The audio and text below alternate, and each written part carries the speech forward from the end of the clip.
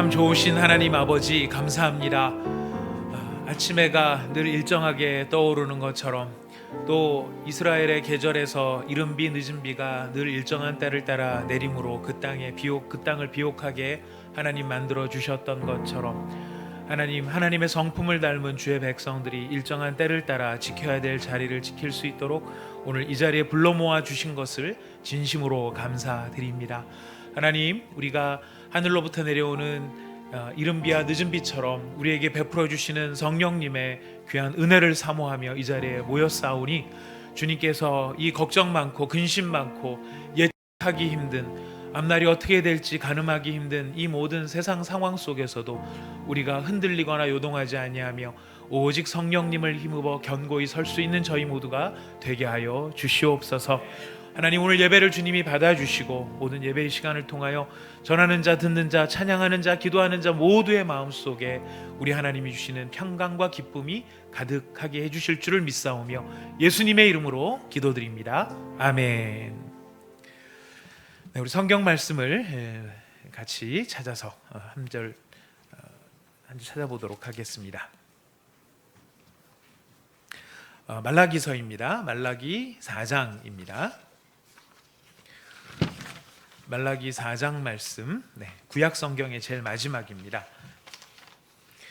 오늘 저희가 주보에 말씀드린 것처럼 오늘 저희가 다룰 부분은 신구약 중간사에 대한 부분인데요.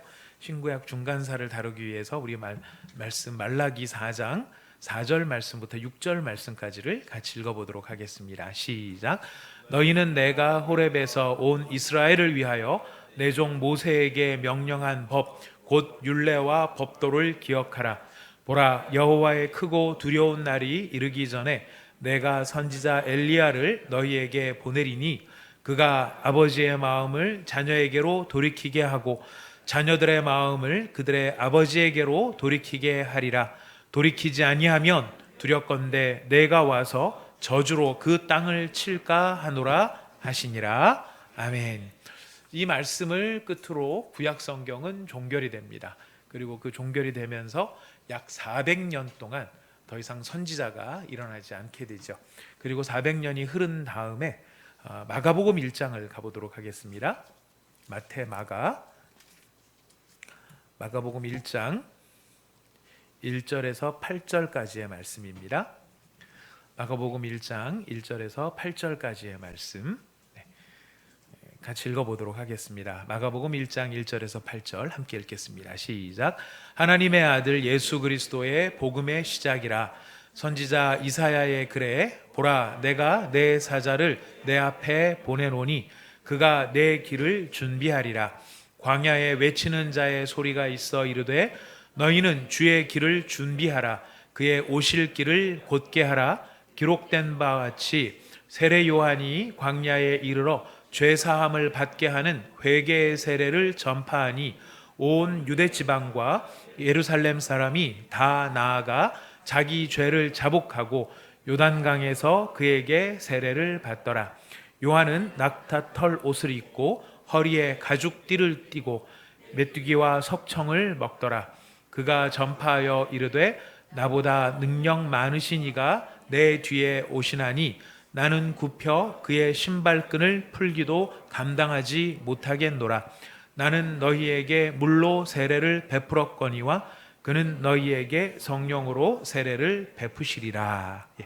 말라기서에서 예언했던 세례 요한, 엘리야가 과연 누구인가 그랬을 때 마가복음은 세례 요한이라는 사람이 등장을 해서 이렇게 예수님의 길을 준비하는 것으로 시작을 하고 있습니다. 세례 요한이 이 마가복음 상에서는 어떤 역할을 하는지 등장하지는 않습니다만은 세례 요한이 어떤 역할을 하고 있는지를 보여주는 상징들이 나타나죠. 6절에 보면 낙타털 옷을 입고 허리에 가죽띠를 띠고 메뚜기와 석청을 먹었다. 요한의 패션과 그의 다이어트 음식을 소개하는 것은 아닐 것입니다. 지금 여기서 요한에 대해서 진술을 할 때에 이런 옷에 대해서 낙타털 옷을 입었다, 또 메뚜기와 석청을 먹었다, 이것을 강조하는 이유는 어디에 있을까요? 이것은 바로 엘리야의 복장이었고 엘리야의 음식이었었습니다. 구약에 보시면은 바로 이런 광야의 사람으로서 엘리야의 모습이 있었던 것인데, 이게 말라기에서 예언을 했었던 바로 그 여호와의 크고 두려운 날에 이르기 전에 선지자 엘리야를 너에게 보내겠다 하는 그 엘리야에 대한 상징을 갖게 합니다. 그런데 세례 요한이 바로 그런 말라기가 예언했던 엘리야, 오기로 한 엘리야였다라고 하는 것을 아는 사람이 의외로 많지 않았었습니다. 이 사역을 했는데 우리는 다 아는데 당시의 사람들은 모르는 사람이 더 많았습니다. 그래서 예수님이 이것을 밝혀주는데 마태복음 17장을 가서 보시겠습니다. 마태복음 17장 10절에서 13절입니다. 마태복음 17장 10절에서 13절 말씀 같이 읽어보겠습니다. 마태복음 17장 10절에서 13절 함께 읽어봅시다. 시작. 제자들이 물어 이르되 그러면 어찌하여 서기관들이 엘리야가 먼저 와야 하리라 하나이까? 예수께서 대답하여 이르시되 엘리야가 과연 먼저 와서 모든 일을 회복하리라. 내가 너희에게 말하노니 엘리야가 이미 왔으되 사람들이 알지 못하고 임의로 대우하였도다. 인자도 이와 같이 그들에게 고난을 받으리라 하시니 그제서야 제자들이 예수님께서 말씀하신 것이 세례 요한인 줄을 깨달으니라. 제자들도 이때서야 비로소 세례 요한이 바로 오리라 했던 바로 그 엘리야라고 하는 사실을 정리를 하게 됩니다. 자, 하나님의 말씀이 눈앞에 펼쳐져 있어요. 또 이 서기관들이 지금 제자들도 얘기를 하지 않습니까? 서기관들이 엘리야가 먼저 와야 하리라, 이거를 빤히 잘 알고 있어요. 이 성경 말씀을 잘 알고 있는데 문제는 뭐냐면은 그 성경 말씀과 눈에 보이는 현실을 연결짓지를 못하고 있다라는 것이. 서로 연결짓지를 못하니까 따로따로 노니까 말씀은 말씀대로 놀고 현실은 현실대로 따로 가고 있는 것입니다. 자, 그러니 하나님의 말씀의 관점에서 그 현실을 바라보며 지금 우리가 처해 있는 자리가 이 자리쯤이구나, 하나님께서 이런 일을 하시는구나, 이렇게 깨달으면서 그 말씀 가운데 자기 자신의 포지션을 잘 정말 알 수 있는 사람은 얼마나 사실 행복한 사람일지 모르겠습니다. 똑같은 현실을 살아가는데 각자의 현실을 살아가지 하나님의 현실을 살아가지를 못하는 것이죠. 제자들도 마찬가지였습니다. 그냥 자기 현실을 살고 있었을 뿐이지 하나님의 현실은 되지 못했던 것입니다. 서기관의 불행은 어디에 있습니까? 아는 지식은 많이 있지만 그 지식이 현실을 바라보면서 예수님을 영접하는 믿음으로 이어지지 않고 있는 것들을 우리가 보고 있는 것입니다. 이거는 이 시대만의 문제가 아니라 우리도 성령님께서 우리를 깨닫게 해주셔서 우리의 영안을 열어주시지 아니하시면 우리는 하나님의 현실을 살아갈 수 없고 그냥 나의 일상, 나의 현실, 이것을 살아갈 수밖에 없고요. 또 우리는 한 몸에서 이 모순을 겪을 수 있습니다. 이 서기관 따로 있었고 제자들 따로 있었던 것이 성경의 본문이라면 우리는 한 몸에서 이 모순을 경험할 수 있는데요. 성경 지식은 머릿속에 많이 있는데 지식은 지식이고 그 다음에 우리의 현실은 현실이고, 그래서 우리는 두 개의 세계를 가지고서 두 개의 세계 속에서 각각 살아가는, 어떻게 보면 정신분열이라고 할 수 있겠죠. 영적 정신분열의 상황을 살아갈지도 모릅니다. 이런 것을 전문용어로는 이원론이라고 이야기를 하죠. 교회에 와서는 이런 원리를 따라 살아가고 사회에 나가면은 또 사회의 원리대로 살아가고, 이게 통합되어 있지 않은 이런 모습들을 우리가 보게 됩니다. 그래서 교회 안에 들어와서 열심히 분쟁질을 하고 분탕질을 하고 싸움박질을 하는 사람들이 하나님의 의를 이루는 것 같이 살아가지만 실제로 들이대는 세계관을 보면은 하나님의 현실을 사는 게 아니라 자기가 살고 있는 세상의 현실을 교회 안으로 가지고 들어와서 그 세상의 법으로 교회를 이렇게 정죄하고 난도질을 하면서 자비와 긍휼을 잊어버린 채 세상의 의, 그릇된 의, 사탄적인 의를 가지고 하나님의 몸된 교회를 난도질을 하는 것들을 우리가 또한 보게 된다라는 것입니다. 그래서 우리가 성령의 도우심이 없이는 참 우리가 이 통합하는 일들이 참 어렵게 되는데요. 오늘 우리 이 성경 파노라마 시간에 나와서 오늘 말씀을 함께 나누는 우리에게 하나님께서 영안을 열어 주셔가지고 이 두 개가 통합이 되어져서 하나님께서 주신 말씀과 우리 눈에 보이는 현실이 하나가 되어져서 우리가 어디 있는지, 어떻게 정신 차려야 되는지, 어떻게 하나님 앞에서 준비해야 되는지를 우리가 깨달아 알 수 있는 그런 신령한 하나님의 백성들이 다 되실 수 있기를 꼭 부탁드리겠습니다. 예.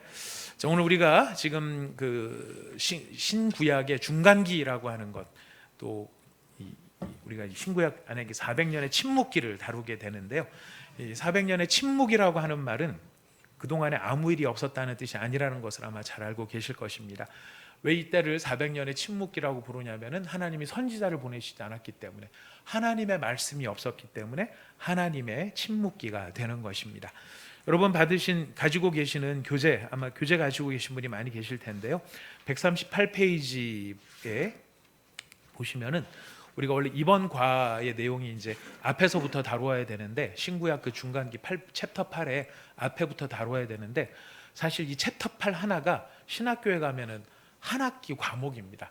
굉장히 내용이 중요하고 방대한 분량인데, 이거를 한두 시간에 저희가 정리를 하려고 하니까 1시간에는 아무래도 좀 무리가 돼서요.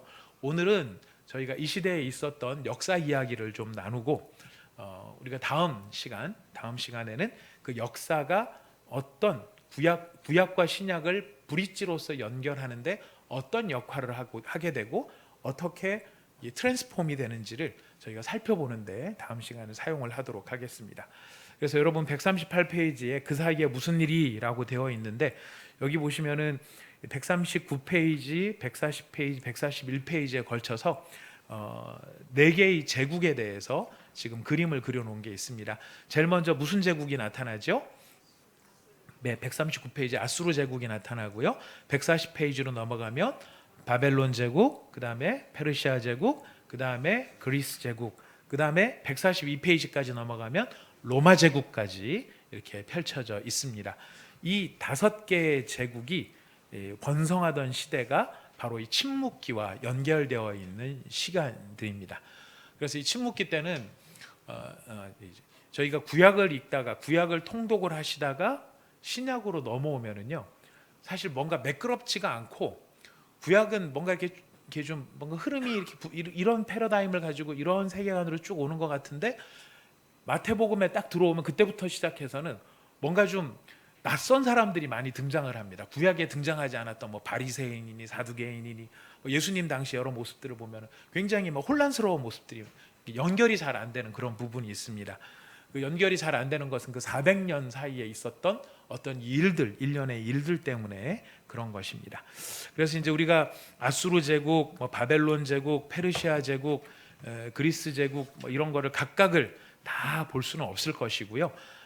다만 지금 이제 추스려서 오늘 저희가 생각해 볼 것은 무엇이냐면은 주로 이 400년의 기간 동안에 이스라엘, 예수님이 오시기 전까지의 그 유대를 둘러싼 역사가 어떻게 됐는가를 한번 좀 생각을 해보면서 저희가 일단 정리를 좀 한번 해보도록 하겠습니다. 아마 학교 다니실 때 세계사 시간에 시험을 위해서라도 아마 다 준비를 공부도 해보시고 기억나시는 부분들이 많이 계실 것입니다. 이것을 다 머릿속에 알고 계신 이것을 성경과 연결지어서 성경의 역사와 연결지어보는 그런 시간을 좀 갖도록 하겠습니다. 제가 앞쪽으로 나가서 좀 진행하겠습니다. 그리고 미리 말씀을 드리는데요. 이 지금 여러분이 받으신 그 지도, 이렇게 종이로 받으신 2장짜리가 있으세요. 여기 보면은 지도 3장이 있고, 여기 하스몬 왕가의 가계라고 되어 있는 자료가 있는데요. 이 자료는 없으신 분은 손 들어 주시면은 우리 김태엽 집사님께서 나누어 주시겠습니다.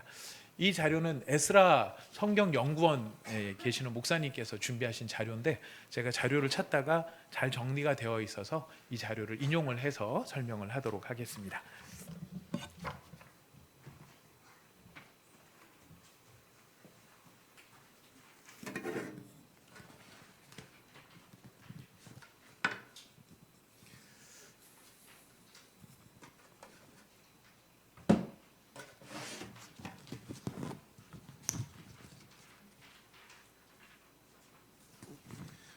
여기 먼저 보시면은 첫 번째 지도가 무슨 지도냐면은요, 빌립보라고 되어 있고 인더스강 이렇게 되어 있습니다. 요 지도는 알렉산더가 동방 원정을 할 때의 지도입니다. 자, 동방 원정을 해서 어디까지 왔는지 여러분 여기 표시가 되어 있죠. 인더스강, 인더스의 겐지스강까지 왔어요. 여러분 유명한 일화가 있습니다. 알렉산더가 여기 와서 이 겐지스강 앞에서 뭐를 했죠? 쉬 아닙니다. 어서 쉬 소리가 들린 것 같은데 겐지스강에서 쉬하지 않았습니다. 하긴 했을지 모르겠지만 여기서 특징적던 행동이 통곡을 한 거였습니다. 대성 통곡을 한 거였습니다. 왜 통곡을 했냐면은 더 이상 정복할 땅이 없다라는 것 때문에 통곡을 했다고 합니다. 더 이상 정복할 땅이 없어서 통곡을 사실 했는지는 모르겠습니다. 왜냐하면 원래 이 알렉산더의 계획은 겐지스강을 넘어서 중국으로 들어가는 것이 이 알렉산더의 목표였다고 하는데 10년 동안의 정복 전쟁을 통해서 같이 있었던 병사들이 10년 동안 집에를 못 간 거예요. 알렉산더를 쫓아다니느라고. 그래서 이제는 고향으로 돌아가고 싶어하는 마음도 있고 이래서 매일 저녁마다 술 파티를 하고 울고 이런 것 때문에 알렉산더가 이제 더 이상 이제 진격하는 건 무리겠다라고 하는 그 판단을 내렸던 것 같습니다. 그래서 이제 우리가 보통 알고 있기로는 알렉산더가 열병에 걸려서 죽었다라고 알고 있지만 또 요즘에 나오는 학설은 이때 그 알렉산더가 이제 정적이 많이 있었기 때문에 이 알렉산더가 이제 열병이 아니라 다른 이유로 독사를 당했든지 하여튼 의문사를 당한 것으로 해석하는 사람들도 있는 것을 보게 됩니다. 아무튼 이제 이 유럽에서부터 시작해서 인도까지 인도의 겐지스강, 이제 인도 있는 그 인더스강까지 도착을 한 이 알렉산더가 갑자기 죽었어요. 갑자기 죽는 바람에 어떻게 됩니까? 아들이 있긴 했지만 이 아들도 나중에 암살되고요. 아들이 알렉산더를 계승하지를 못합니다. 이 나라가 쪼개지죠, 네 개로. 그래서 그 밑에 있는 지도가 바로 이 네 사람의 장군들이 각각의 영역을 쪼개서 이 네 개의 지역을 분할을 한 지도입니다. 그래서 저쪽에 마케도니아 지방 쪽에는 카산드라라고 하는 장군이 있었고요. 우리가 보는 그 성경에 관련된 이 아수르 지역 거기에는 안티고노스라는 사람이 있었고 그 다음에 애굽 지역은 톨레미라고 하는 장군이 거기를 차지했습니다. 그리고 저쪽에 저기 이란 넘어가는 인도까지 이르는 그 접경 지역은 리시마커스라고 하는 사람이 자리를 차지를 하고 있었어요. 여러분 막 기억나시죠? 옛날 역사 시간에 했던 것들 다 기억나시죠? 네, 안 나셔도 괜찮습니다. 네, 지금 우리 다시 저도 설명하기 위해서 예전에 공부했던 거를 이거 다시 들여다보니까 톨레미 들어보긴 했는데 얘가 누구더라 이런 생각이 한참 들었었습니다. 아무튼 이 네 사람의 왕이 이 네 사람의 장군이 서로 어떻게 이걸 통치를 할까를 하다가 옥신각신 싸우다가 결국은 분할을 하자 그렇게 됐습니다. 근데 이 가운데 끼어 있는 아수르 지역에 있는 안티고노스가 꽤나 잘난 척을 많이 한 것 같습니다. 굉장히 힘을 많이 주니까 누가 연합을 했냐면 톨레미하고 라시마커스가 연합을 해서 안티고노스랑 싸움을 하게 됩니다. 그래서 이 안티고노스를 무너뜨리고 이 안티고노스가 무너진 그 자리에 톨레미의 부하 장군이었던 셀류커스라고 하는 사람이 이쪽 그 아시리아 지역, 지금 말하면 시리아 지역 거기를 차지하게 됩니다. 그러니까 안티고노스 대신에 셀류커스라고 한 사람이 이제 거기를 차지하게 되는데요. 문제는 뭐냐면은 이 셀류커스가 원래는 누구 부하였냐면 톨레미 부하였던 거예요. 그러니까 톨레미가 셀류커스 너 많이 컸다, 뭐 이렇게 나가는 거죠. 그러니까 셀류커스가 언제 키워주셨습니까? 저도 이제 왕인데 그렇게 말씀하시지 마시죠. 이러면서 서로 감정이 안 좋아졌어요. 그래서 이 셀류커스하고 톨레미 왕국하고 이 사이에 전쟁이 시작이 되는데요. 이 지금 셀류커스가 위치하고 있는 이 아시리아 지역하고 그 다음에 톨레미가 차지하고 있는 애굽 지역하고 싸움을 하는데 몇 년 동안 전쟁을 하느냐면은 150년간 전쟁을 합니다. 150년간.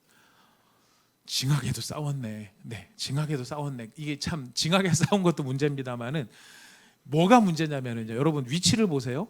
셀류커스는 저기 아시리아 지역, 시리아 지역 그쪽에 있고 그 다음에 톨레미는 애굽 지역에 있고 둘이 싸움 박질을 하면은 어디가 박 터지게 생겼습니까?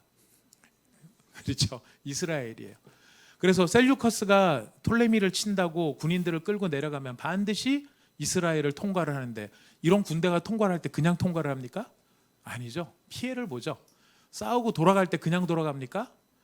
졌으면 진 대로 분풀이하고 돌아가죠. 자, 그 다음에 톨레미가 셀류커스랑 싸우겠다고 위로 올라오면 또 이스라엘을 지나가야 됩니다. 150년 동안 이 싸움이 계속되는 사이에 누가 제일 곤혹스러웠겠습니까? 이스라엘이었어요. 이스라엘. 여러분, 이스라엘이 이렇게 된 이게 참 굉장히 놀라운, 사실 이제 무서운, 놀랍다기보다는 사실 무서운 일인데요. 이 150년간 전쟁을 하게 되는 이 타이밍이 언제냐면 말라기 선지자가 사역을 마칠 때쯤이에요. 마치고 난 다음에 일어난 일이에요.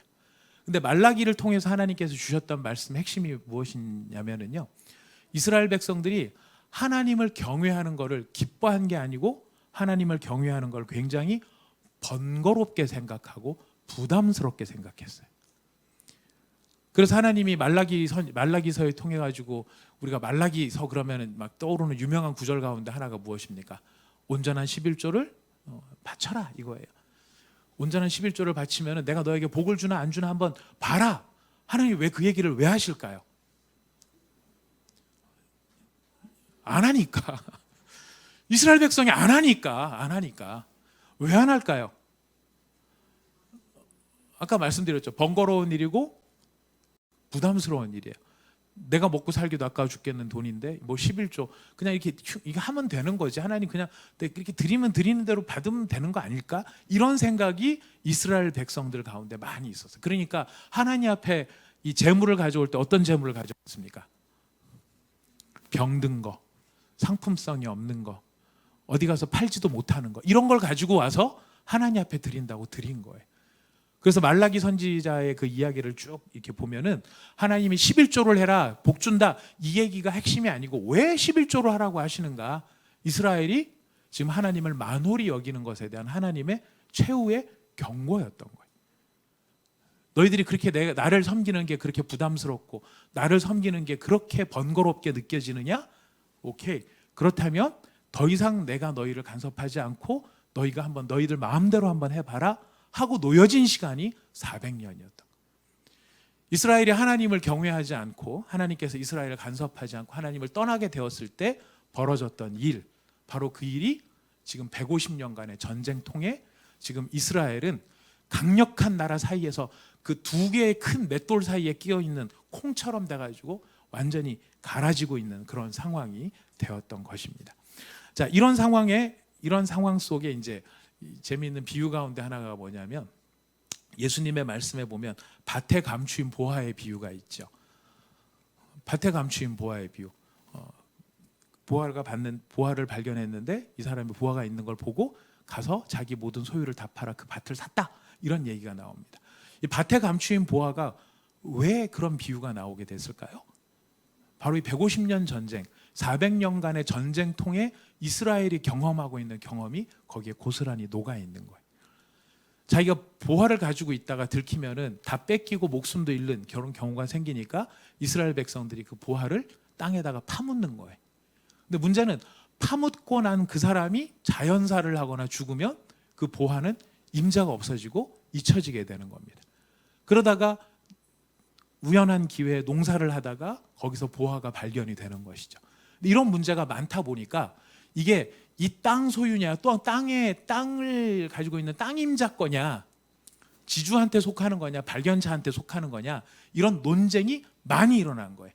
그러다 보니까 아예 예루살렘 제사장들이 법을 정했어요. 무슨 법을 정했냐면 밭에 감추인 보화는 발견한 자의 것이다. 이런 법까지 만들어 버린 거예요. 자, 이런 상황이니까 예수님께서 이런 비유를 했었을 때 이스라엘 백성들은 단박 알아차리는 거죠. 밭에 감추인 보화를 발견했어? 오케이. 바로 이런 배경 속에 지금 이런 비유가 나온다는 거. 그러니까 이런 비유가 등장한다는 자체가 지금 사실 뭐를 이야기를 하고 있습니까? 이스라엘의 역사가 얼마나 고단한 역사인지를 알려주는 것이죠. 살아남기 위해서 몸부림치는 역사, 그리고 자기의 소유를 지키기 위해서 땅에다가 파묻지 않으면 안 되는 그런 역사가 벌어지는 겁니다. 자, 아무튼 이렇게 150년간 열심히 싸우는데 이 애굽에 있는 왕조는 이제 톨레미 1세, 2세, 3세 이렇게 해갖고 톨레미 왕조로 계속 이어가는데 이 셀류커스 왕 이쪽이 약간 아시리아 이쪽은 굉장히 좀 부침이 심했던 것 같아요. 그래서 이제 오랫동안 전쟁을 하다가 이제 마지막 전쟁을 한판 벌이게 됩니다.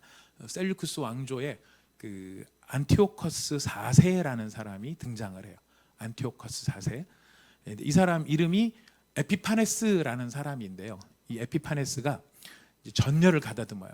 그래서 이제 저기 톨레미네하고 이제 마지막으로 한번 제대로 한번 붙어보자. 그래서 이제 딱 준비를 해가지고 원정을 딱 떠나는데, 원정을 가보니까 무슨 일이 벌어졌느냐면 톨레미 왕조가 사라지고 애굽이 딴 나라가 점령을 하고 있는 거예요. 어느 나라가 점령을 하고 있었을 것 같습니까? 그렇죠. 로마가 점령을 하고 있었던. 로마가 지중으로 내려와서 지중해에서 사이프러스 섬을 기반으로 해가지고 애굽으로 내려와 갖고 애굽을 쫙 점령을 한 거예요. 우리가 잘 아는 뭐 포에니 전쟁, 한니발, 카르타고 전쟁, 이제 카르타고하고 전쟁을 했었던 그 전쟁을 마무리하고 애굽으로 내려온 그런 상황이었는데, 이 아까 말한 에피파네스가, 안티오커스 4세인 에피파네스가 이제 그런 사실을 모르고 지금 애굽으로 쳐들어와 가지고 딱 보니까 로마가 점령을 하고 있는데, 그 로마랑 붙어서 한판 해보려고 하니 힘이 안 되는 걸 느끼는 거죠. 자기네가 힘이 딸리는 거예요. 그래서 제대로 싸워보지도 못하고 다시 돌아갑니다. 돌아갈 때 비극이 벌어집니다. 어떤 비극이 벌어지느냐면, 이 안티오커스 4세인 에피파네스가 다시 시리아 지역으로 돌아갈 때 그냥 돌아가지 않고 어디를 지나갔을까요? 이스라엘을 지나가면서 예루살렘을 지나갔어요. 그 예루살렘에서 무슨 짓을 벌였을까요? 성전을 더럽힌 사건이 벌어집니다. 어떻게 성전을 더럽혔느냐면은, 이스라엘에서 가장 부정한 게 뭐죠? 예, 잘 아시네. 돼지예요. 돼지 피를 성전에다가 뿌렸어요. 그리고 이방 신상을 성전에다가 세웠어요. 그리고 성경을 닥치는 대로 다 불태워 버렸어요.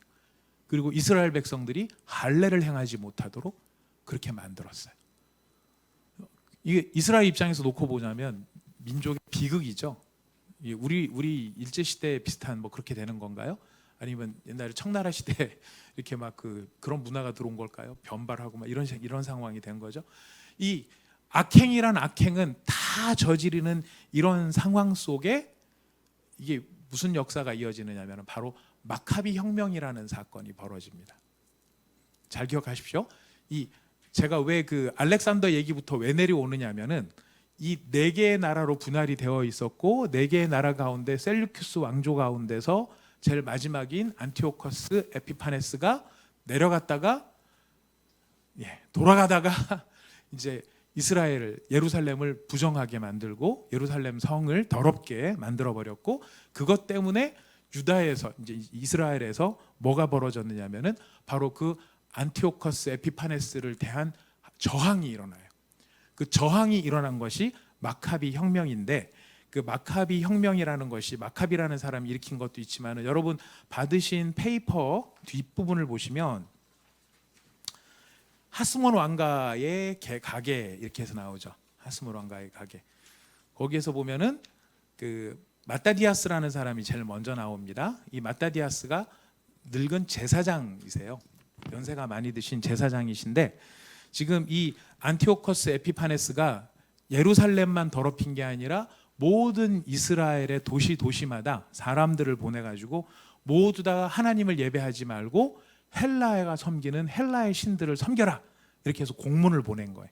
그리고 그 공문대로 따르지 않으면은 죽이기도 했던 겁니다.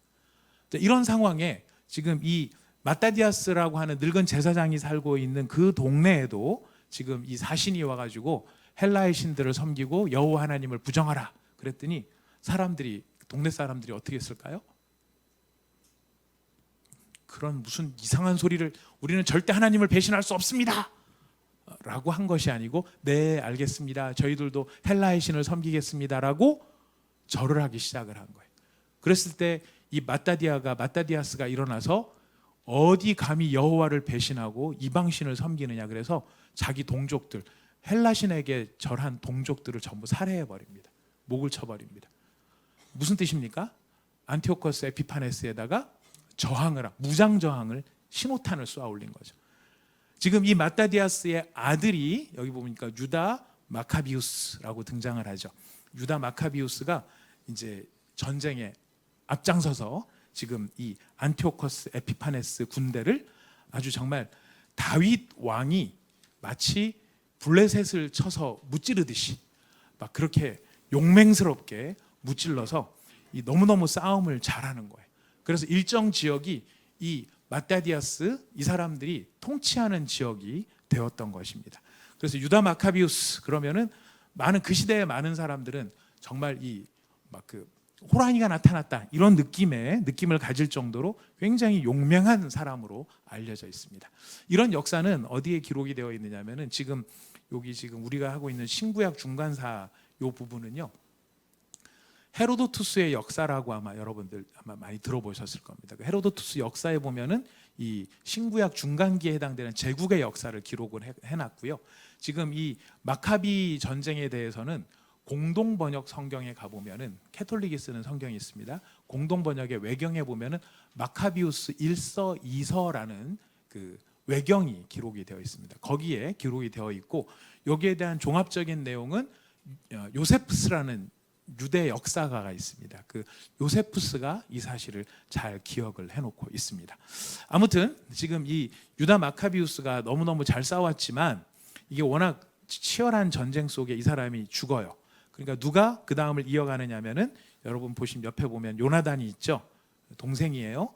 요나단이 그 마카비 유다의 뒤를 이어서 이 전쟁을 수행을 합니다. 그러다 요나단도 죽고 시몬이 이제 그 전쟁을 이어가는데 순서상으로 보면 시몬이 막내 같죠. 예. 그러나 참 재밌게도 시몬이 제일 큰 형입니다. 제일 큰 형이 제일 나중에 이 전쟁을 이어가게 돼요. 그러다가 시몬도 죽고 이제 시몬의 동생, 그러니까 시몬이 죽는데 이 시몬이 그냥 죽은 게 아니고 이 사람이 원래 집안이 아까 마따디아스가 직분이 뭐라고 말씀했는지 기억나세요? 제사장이었어요. 근데 시몬의 때에 이르러서 왕위를 만듭니다. 그래서 제사장 가문인데 원래 이스라엘에서 왕위는 어느 가문을 따라서 내려가야 되죠? 다윗 왕가를 따라서 내려가요. 다윗 왕가를 따라서 내려가야 되는데 지금 마따디아스는 레위 지파예요. 그러니까 사실은 이스라엘의 왕이 될 수는 없는 지파인데도 불구하고 시대 상황이 이때 왕조를 유다 지파가 아닌 지금 레위 지파에서 왕조를 같이 만들게 됩니다. 그래서 이 왕조를 하스몬 왕가 혹은 하스모니아 왕조 이렇게 이야기를 합니다. 이 사람들은 제사장과 왕을 겸임하는 사람들이었습니다. 그리고 이제 시몬이 그렇게 이제 하스몬 왕가를 만들고 난 다음에 이제 죽어요. 그러니까 누가 그 뒤를 계승을 하느냐면은 요한 힐카누스라고 되어 있죠. 예, 요한 히르카누스, 옛날엔 히르카누스 혹은 힐카누스라고 하는데 이 사람이 30년간 통치를 하게 됩니다. 제법 왕조가 오래 이어졌어요. 자, 그런데 이 힐카누스가 죽고 난 다음에 여기 보시면은 아리스토블로스 여기 1세인데요. 아리스토블로스라는 사람이 나오고 그 옆에 그러니까 요한 힐카누스 밑에 보면은 아리스토블로스, 안티오커스, 알렉산더 얀네우스 이런 사람들이 나오죠. 근데 여러분 요한 힐카누스까지는 이름이 유대스럽죠. 유대인스럽죠. 그죠? 근데 아리스토블로스, 안티오커스, 알렉산더 얀네우스 여기는 이름이 헬라스럽죠. 혼란스러운 게 아니고 헬라스럽습니다. 자, 이게 뭐를 의미하는 걸까요? 지금 하스몬 왕가가 만들어져서 마따디아나 유다나 요나단이나 시몬이나 요한 힐카누스까지는 헬라 문화에 저항하기 위한 유대의 정신을 계승하기 위한 싸움이었는데 이 싸움이 두 대를 내려가니까요. 이 사람들이 헬라 문화에 동화가 되기 시작을 한 거예요. 이름 자체가 다 헬라식 이름을 다 쓰기 시작을 한 겁니다. 그래서 이 아리스토블로스나 이쪽에 알렉산더 얀네우스 때로 내려오면은 이 싸움의 명분 자체도 점점 희한하게 벌어져 갑니다. 여기 아까 말한 요한 힐카누스가 그래도 참 30년간이나 통치를 하면서 굉장히 정치를 잘했는데 참 어이없는 일이 벌어집니다. 이 힐카누스가 이 나름대로 정치를 잘해서 사람들한테 인정도 받고 이래가지고 이제 한 번은 자기 이제 노년이겠죠. 노년의 사람들을 쫙 불러 모아서 이제 나 좀 정치 잘했지라고 약간 그런 형태의 잔치를 벌였던 것 같아요. 나 잘했지 이렇게 얘기를 했는데 뭐 그 사람들이 다 거기 모인 사람들이 뭐라고 대답했겠습니까? 아우 잘하셨습니다. 어려운 때 참 힘든 일을 잘하셨습니다. 이런 칭찬을 하는데 그 중에 엘르아살이라는 사람이 일어나요. 엘르아살이 파가 어느 파였냐면 바리새인이었어요. 이 사람이 일어나서 잔치 자리에서 판을 깨버린 거예요. 뭐라고 말을 했느냐면 당신이 정치를 잘했는지는 모르겠지만 당신이 왕을 하려면은 제사장직을 내려놓든지 제사장을 하려면 왕직을 내려놓든지 당신은 지금 유다 역사에 있어가지고 지금 당신 집안은 아주 좀 이상한 좀 그런 형태의 집안이 되어버렸다. 그러니까 지금 당신이 정치를 잘하냐 못하냐가 문제가 아니라 우리는 여기서 역사를 바로 세워야 된다. 이러면서 이 엘르아살이 들고 나온 거예요. 또 심지어 무슨 말까지 했느냐면 당신 엄마가 내가 알고 있는데 아시리아의 포로로 잡혀갔다가 돌아왔다. 그 솔직히 나는 당신이 유대 피를 받았는지 아시리아 피가 섞여 있는지 난 그것도 모르겠다. 이런 이야기를 한 거예요. 자, 그러니 그 분위기가 어떻게 됐겠습니까? 아주 나빠졌겠죠. 그러니까 이 집안이 누구를 왼수로 생각하기 시작했느냐면은 바리새인들을 왼수로 생각하기 시작을 한 거예요. 바리새인들을 왼수로 시작한 이 상황의 기회를 보고 있다가 이거를 아주 잘 써먹은 사람이 누구냐면 사두개인들이었었어요. 사두개인 중에 어떤 사람이 찾아가서 이 힐카누스한테 뭐라고 했냐면 어제 엘르아살이 이야기한 거는 개인 이야기가 아니라 바리새인들 모두가 지금 당신을 그런 식으로 평가하고 있는 겁니다. 그러니 이 왕위를 차지하고 있는 어쨌든 왕인데 힐카누스가 왕인데 왕의 입장에서 바리새인들이 자기를 그렇게 보고 있다고 하니까 점점점 이 바리새인들을 미워하기 시작을 해요.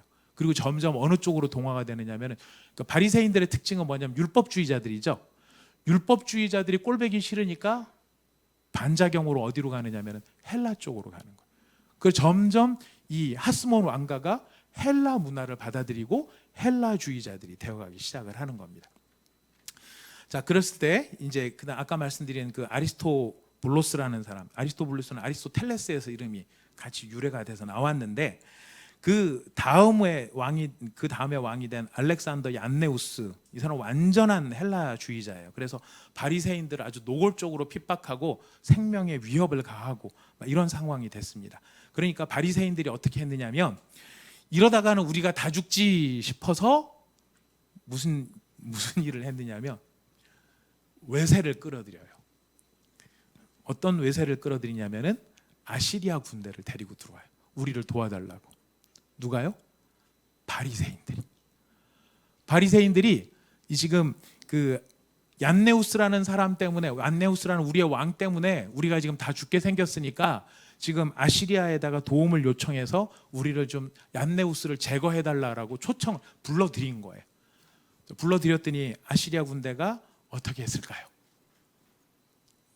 자신들의 뜻대로 한 것이 아니고 우리나라 임진왜란 때 일본군한테 실력이 안 되니까 어디한테 도움을 받습니까? 중국의 명나라한테 도움을 받죠. 명나라 군대가 와가지고 열심히 싸워줬습니까? 아니죠. 잘 알아요. 와가지고 싸움할 생각은 안 하고 자꾸 시실 도망댕기고 먹을 것 달라고 하고 조선의 여자들에게 나쁜 짓이나 하고 이런 흉측한 짓들을 했죠. 똑같이 아시리아 군대가 지금 바리새인들이 초청을 해서 들어왔는데 지금 이스라엘한테 이런 짓을 한 거예요. 얀네우스는 처리할 생각을 안 하고 온 동네 돌아다니면서 나쁜 짓만 다 하는 거예요. 그러니까 바리새인들이 가로늦게 정신이 난 겁니다. 이러다가는 이 남아있던 이 나라가 거덜이 나겠구나. 그래서 어떻게 하느냐면은 얀네우스하고 연합을 다시 합니다. 그래서 이 아시리아 군대를 몰아냅니다. 바리새인들하고 원수가 됐던 얀네우스하고가 이제 연합을 해가지고 쫙 몰아내서 아시리아 군대를 싹 다 몰아냅니다. 자, 그러니 이제 이다음부터는 어떻게 하면 제일 좋겠어요? 얀네우스하고 바리새파하고 화해를 해가지고 서로 강력한 이스라엘 나라를 위해서 만들기 위해서 애썼으면 얼마나 좋았을까요? 역사는 그렇게 가지 않았습니다. 어떻게 갔느냐면요, 다 아시리아 군대가 다 이제 물러가고 난 다음에 그 일을 기념해서 얀네우스가 잔치를 벌입니다. 그래서 모든 사람들을 초청을 했는데 그 초청하는 자리에 무슨 짓을 저질렀냐면은 십자가를 800개를 세우고 바리새인들 가운데 자기를 반대했던 800명의 바리새인들을 십자가에 못을 박아 버립니다. 동그랗게 이렇게 진을 쳐놓고 십자가로 동그랗게 800개의 진을 쳐놓고 그 한가운데다가 술판을 벌려놓은 거예요. 사람들이 매달려서 고통하고 신음하고 있는 그 소리를 들으면서 잔치를 한 거예요. 그것으로 끝나지 않았습니다. 얀네우스는 그 바리새인, 십자가에 매달려 있는 바리새인들의 가족들을 전부 다 붙잡아다가 십자가에 달려 있는 바리새인들 눈앞에서 가족들의 혀를 뽑아서 잘라버립니다. 이런 비극을 거기서 벌이게 되죠. 얼마나 잔인합니까?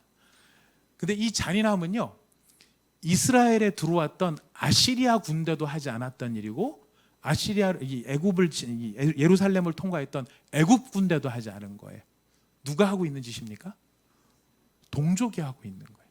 동족이 동족에게 더 잔인한 짓을 지금 벌이고 있는 거예요. 근데 얀네우스가 이렇게 악한 짓을 저지르니까 그 말년이 어떻겠어요? 별로 안 좋았어요. 정신적으로 문제가 생겼어요. 병이 걸려가지고 시름시름 앓다가 사람 이상해서 죽는데, 누구한테 이제 승계를 하느냐면은 자기 부인 알렉산드라 살로메한테 이 자기 자리를 승계를 해줘요. 유언을 합니다. 또 유언이 기가 찹니다. 뭐라고 유언을 했느냐면은, 내가 볼 때 내 정치는 실패한 정치다. 내가 괜히 이유도 없이 바리새인들을 미워했다. 알고 보니까 진짜 나쁜 놈들은 사두개인이더라. 그러니까 바리새인들을 잘 용서해주고 그 사람들과 함께 잘해봐라, 이러고서 죽은 거예요. 그랬더니 이 알렉산드라 이 살로메가 어떻게 했느냐면은, 얼마 남지 않은 바리새인들이에요. 그 바리새인들을 막 불렀어요. 초청을 했어요. 다 와라. 지금 장례식을 치르는 도중에 다 와라, 이런 거예요. 그 바리새인들이 좋아서 갔겠습니까? 두려워서 갔겠습니까? 그렇죠. 두려울 수밖에 없죠. 그 두려움 속에 찾아가서 이제는 우리가 아예 다 씨를 말리려고 작정을 했구나 하면서 불려 나왔는데, 이 알렉산드라 살로메가 뭐라고 말을 하냐면은, 내 남편 얀네우스가 당신들을 핍박할 때 솔직히 난 너무너무 마음이 아팠다. 난 앞으로 절대 그런 정치 안 할 거다. 공평무사한 정치를 하겠다. 그러니까 여러분을 괴롭히던 여러분의 원수, 내 남편 얀네우스 시신이 여기 있으니까 니들 가져다가 니들 마음대로 분풀이를 해라 하고 아까 아내가 남편 시신을 던져준 거예요. 어떤 일이 벌어졌을까요? 바리새인들이 어떻게 했을까요? 여러분 생각에는 바리새인들이 어떻게 했을 것 같습니까? 능지처참, 부관참시 이렇게 다져가지고 젓갈을 만들고 막 그랬을까요? 중국식입니다. 죄송합니다. 중국식입니다. 죄송합니다. 자, 그랬더니 바리새인들이 어떻게 하느냐면, 아닙니다, 여왕님. 우리가 잘못한 것도 있고 얀네우스가 잘한 것도 있습니다. 그러면서 거기서 대통합이 일어납니다. 그래서 하스몬 왕가하고 바리새인들이 밀월 관계가 형성이 되어져요. 그래서 이 한동안에는 정치를 잘 해나갑니다. 자, 그런데 문제는 어디냐면, 이 살로메가, 이렇게 균형을 유지하던 살로메가 영원히 사는 게 아니죠. 이 사람이 나이 70에 죽게 됩니다. 죽고 난 다음에 그 두 아들이 남게 되는데, 힐카누스 2세라는 사람하고 아리스토블루스 2세라는 사람이, 장남과 차남이 생기게 됩니다. 자, 그런데 여기서 이제 문제는 뭐냐면, 사두개인들은 아리스토블루스를 밀고 바리새인들은 장남인 힐카누스를 밀어요. 그랬더니 나라가 이제는 어떻게 싸우게 됐냐면, 바리새파하고 사두개파로 나뉘어져서 나라가 아주 거덜이 나게 생긴 겁니다. 그랬을 때 누가 용단을 내리냐면은 장남이 용단을 내립니다. 장남 요한 힐카누스 2세가 뭐라고 이야기를 하느냐면은, 나는 정치에 관심 없다. 내 동생하고 잘해봐라. 그리고 동생한테 정권을 실어주고 자기는 망명을 해요. 그 망명한 사람이 아주 재밌습니다. 누구한테 망명했냐면 안티파터라는 사람인데, 이 안티파터가 누구냐면 그 유명한 헤롯의 아버지예요. 그러니까 지금 헤롯의 아버지한테로 이 지금 이 아까 그 살로메의 두 아들 중에 차남한테 왕위를 줬다 그랬잖아요. 그리고 장남이 안티파터한테 도망을 갔어요. 그랬더니 안티파터가 저쪽 그 팔레스타인 쪽을 좀 자기가 어떻게 영향을 좀 미쳐봐야 되겠는데, 뭐 어떤 좋은 수가 없을까 했는데, 지금 제 발로 누가 찾아왔어요? 이 장남이 찾아온 거예요. 그러니까 장남을 앞세워서 이 사람이 지금 팔레스타인에다가 영향력을 미치려고 지금 작전을 시작을 하는 겁니다. 그래서 이 장남이 좋은 의도로 차남한테 다 넘겨주고 나왔는데 이제 이 안티파터한테 걸려가지고 그 다음부터는 장남이 차남하고 다시 싸움을 하게 되는 그런 상황이 생겨나는 겁니다. 근데 이 안티파터가요, 이 헤롯 가문이 굉장히 뭐가 능하냐면은 현실적인 권력을 차지하는 일에 굉장히 관심이 많은 사람. 그리고 이 사람들은 언제나 강자한테 붙습니다. 그래서 이 안티파터가 누구한테 가서 붙느냐면 그 이름도 유명한 줄리우스 시저한테 가서 붙는 거예요. 그리고 줄리우스 시저한테 가서 그러니까 잘 이렇게 막 그 열심히 이렇게 막 아부도 하고 아첨도 하고 열심히 공을 들이고 하니까 시저가 이 안티파터한테 로마의 시민권을 부여를 합니다. 그리고 팔레스타인 전체를 다스릴 수 있도록 총독권을 줍니다. 이 안티파터한테. 그랬더니 이 안티파터가 여러분 받으신 그 페이퍼에 보시면은 왼쪽 편에 에돔 자손들이라고 되어 있죠. 에돔 자손들 밑에 헤롯 안티파터라고 되어 있는데 이 사람이 지금 말씀드리는 안티파터거든요. 이 사람 아들이 파사엘이 있고 요셉이 있고 베로라스가 있고 헤롯 대왕이 있는데 우리가 알고 있는 헤롯 대왕이 이 사람 아들이에요. 근데 처음부터 헤롯 대왕이 된 게 아니고 처음에는 파사엘한테 군사권을 주고 헤롯 대왕한테는 이 갈릴리 지역만 헤롯한테 넘겨줍니다. 자, 그러다가 이 무슨 사건이 벌어지냐면은 주전 42년 경에 빌립보 지역에서 이 옥타비아누스하고 그다음에 안토니우스, 그다음에 브루투스, 여러분 이름 들어보셨죠? 브루투스 유투. 시저가 누구한테 죽었죠? 브루투스한테 죽었죠. 브루투스 유투 그랬을 때 무슨 뜻이죠, 그게? 아닙니다. 브루투스 너 맞아. 아닙니다. 브루투스 또 너냐? 이런 해석이 있다고 하는데요. 재미없나요? 네. 네. 역사 이야기가 재밌기도 합니다만 긴장이 돼서 조금 긴장을 빼봤습니다. 아무튼 이 시저 사후에 또 권력 다툼이 벌어졌는데 이 안티파터가 누구한테 붙느냐면은 옥타비아누스한테 붙어요. 그래서 이 브루투스의 군대가 깨져요. 그리고 이 옥타비아누스하고 안토니우스 두 사람이 로마를 양분을 하면서 우리가 잘 아는 것처럼 동방은 안토니우스가 서방은 옥타비아누스가 이게 다스리게 됩니다. 자, 그랬을 때 이 빌립보 지역에서 전쟁을 해요. 그래서 그때 옥타비아누스가 이기는 바람에 빌립보 사람들한테 뭐를 줬다고요? 시민권을 줬다고요. 이게 지금 뭐랑 연결이 되는 이야기입니까? 빌립보서랑 연결이 되고 있습니다. 그래서 빌립보 지역에 있는 사람들이 주일 설교 때 계속 한 얘기가 빌립보 사람들이 시민권이 있었다 그랬잖아요. 그 시민권을 갖게 됐던 전투가 어디냐면은 바로 이 옥타비아누스하고 안토니우스, 브루투스 이 사람들이 전쟁을 했을 때 그 옥타비아누스가 이기는 바람에 거기다가 이 시민권을 주게 됐던 것입니다. 이 옥타비아누스가 나중에 이제 로마의 초대 황제가 되죠. 그래서 성경에 보면 가이사 아구스토가 명을 내려 이런 부분 나오죠. 이 가이사 아구스토가 명을 내렸다고 했을 때 이 가이사 아구스토가 누구냐면은 바로 이 옥타비아누스가 되는 겁니다. 자, 이 옥타비아누스 어쨌든 이 사람인데 지금 동방의 실권은 안토니우스한테 넘어왔어요. 그러니까 헤롯이 이 기회를 탑니다. 그래서 안토니우스한테 뇌물을 주고 환심을 막 사요. 그래서 이제 헤롯과 파사엘이 원래 파사엘이 훨씬 힘이 셌는데 헤롯이 지금 누구한테 가서 붙었냐면 안토니한테가 더 붙어서 살살살 해가지고 힘을 얻게 되니까 공동 분봉왕이 됩니다. 그리고 이제 마침내 이 요한 힐카누스, 이 하스몬 왕가로 내려오던 이 왕가는 폐위가 돼버리고요. 이 사람들은 제사장 역할만 하게 됩니다. 이때부터. 그리고 여기에는 누구만 이제 여기서 왕위를 차지하느냐면 헤롯 가문이 왕위를 차지하기 시작을 하는 겁니다. 자, 그런데 이 파사엘하고 헤롯 이 두 사람이 있었던 이 지역에 이 안토니오 여기 보시면은 하스몬 왕가의 제일 아랫단에 보면 알렉산더, 안티고누스, 마리암네 밑에 보면은 아리스토블루스 3세 이렇게 되어 있죠. 이 사람들이 한 번 더 반역을 일으킵니다.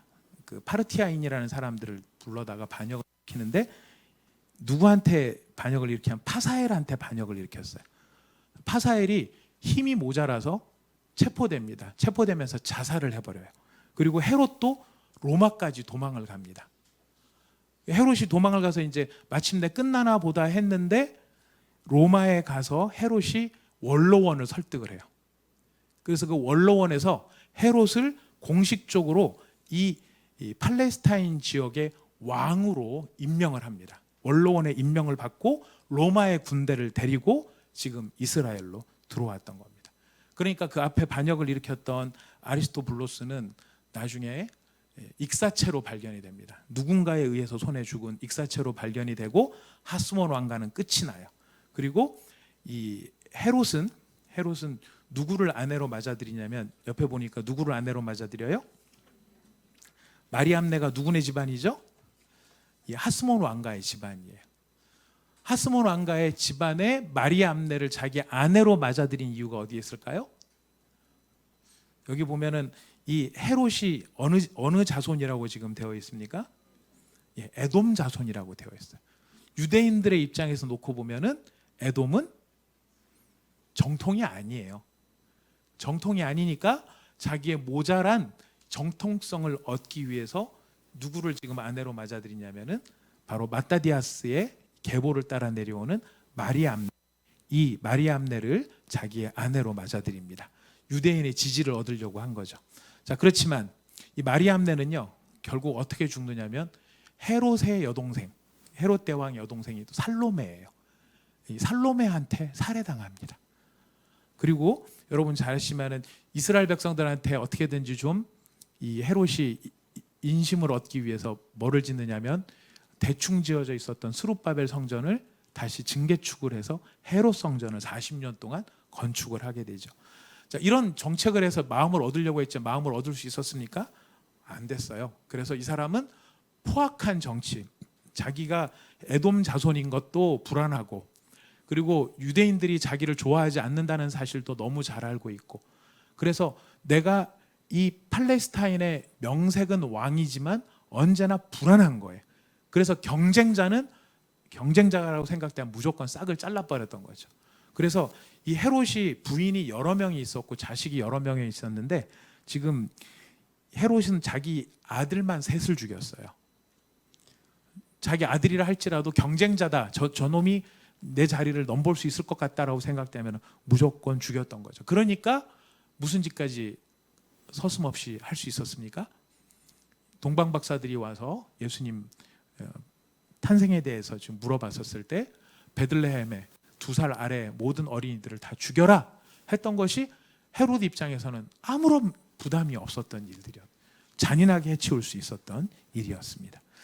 자, 이렇게 헤롯이 인심을 못 얻고 이스라엘 백성들한테 이렇게 이런 상황이라는 걸 헤롯도 아니까 헤롯이 임종할 날이 가까웠어요. 죽을 날이 가까우니까 헤롯이 한 일이 무엇이냐면 이스라엘의 이 유명한 지도자들을 다 붙잡아 들이게 한 거예요. 제사장들, 서기관들, 하여튼 유명한 사람들을 다 잡아들였어요. 그리고 자기가 유언을 남길 때 내가 죽거든 이 사람들을 다 죽여라. 왜 그랬을까요? 한번 상상해 보십시오. 헤롯이 죽을 때 내가 죽거든 이 사람들을 다 죽여라. 왜 다 죽이라고 했었을까요?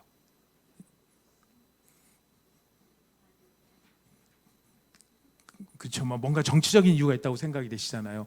반역을 꿈꾸고 우리 왕가 내 후손 헤롯 왕 이렇게 생각이 되는데 이유가 뭐였냐면은 내가 죽으면 아무도 울 사람이 없다. 저 지도자들을 다 죽여버리면 저 사람들 때문에라도 울 사람이 생기니까 결국 나랑 비슷할 때 죽으니까 날 위해 우는 게 아니겠냐. 날 위해 눈물을 흘리도록 저 인간들을 다 죽여라. 이게 헤롯의 심보였어요. 어떤 일이 벌어졌을까요? 결국 아무도 죽이지 않았다 그래요. 헤롯이 죽고 난 다음에 더 이상 그런 일은 없었다 그래요. 바로 이 시점에 누가 등장을 합니까? 세례 요한이 등장을 하는 거예요. 바로 이 시점에. 이 400년간의 역사를 저희가 계략적으로, 아주 진짜 계략적으로, 여러분들이 들으시면서 그놈이 그놈 같고 힐카누스나 뭐 얀네우스나 다 그놈이 그놈 같고 해가지고 우리한테는 다 비슷비슷하게 느껴졌을지 모르지만은, 여러분 이야기를 쭉 들어보시니까 여기 등장했던 그 지도자들 특성이 어때요? 포악하죠. 네. 무엇을 위해 포악합니까? 권력을 위해서, 자기 자신을 위해서 포악한 거예요.